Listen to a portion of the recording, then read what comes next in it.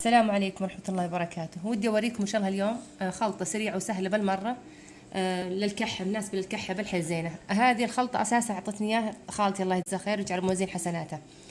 شافت عيالي مرة كانت عندهم كحة وهم صغار، كحة ناشفة مرة، وذكرت أهلي قالت إنه تحطين السمنة مع دورة ما تعطيني. قلت والله ما أعرف يا خال، ما قد جربتها.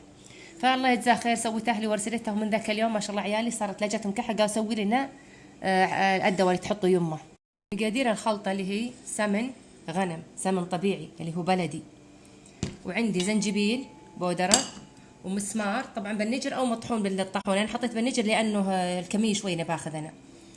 وعندي عسل، اذا حصل عسل طبيعي افضل، انا عندي هذا، والطبيعي دايم افضل، انصحكم بالطبيعي. هذه المقادير طبعا بدون مقادير، يعني هي تيجي للشكل والقوام والطعم. هي قالت لي طيب ملعقه صغيره وملعقه صغيره من الزنجبيل والمسمار، بس انا صرت احطها خلاص عشان عرفتها. اخذت تقريبا شوف ملعقتين سمن بلدي، احط عليه، حط يا مالك معي، ما يقارب ملعقه عسل كبيره. مره ما شاء الله تبارك الرحمن لذيذ. انا الكبار حنا صرنا ما شاء الله ناكله، نستمتع حنا ناكله، يعني ما تحسوا انه دواء ما شاء الله. حط ملعقه صغيره مليانه زنجبيل،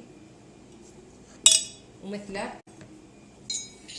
ملعقه مليانه مسمار. اخلطهم مع بعض. شوفوا يكون بحراره الغرفه السمن، او انكم تذوبونه بالميكرويف شوي بس ما يكون ينطلق يصير مويه. اخلطهم مع بعض. اذا حسيت ان الكميه كثيره، المقدار اللي طلع الزنجبيل والمسمار، زودوها سمنه.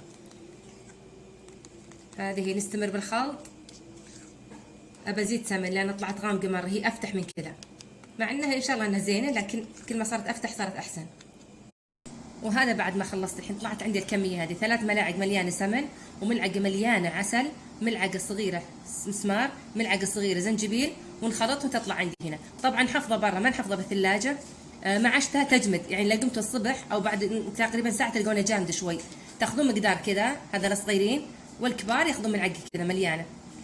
الصبح على الريق بغيتوا بعد العصر قبل النوم تسكن. وبنفس الوقت ما شاء الله المسمار معروف مسكن للالتهابات عامة، يعني سواء للكحة أو سواء للأسنان أو للثة. والحمد لله، واللي جربه إن شاء الله يدعي لي ويدعي خالتي إن الله يجعل موازين حسناته. ما قد سوت الأحد ما شاء الله إلا تعجبه ويدعي له.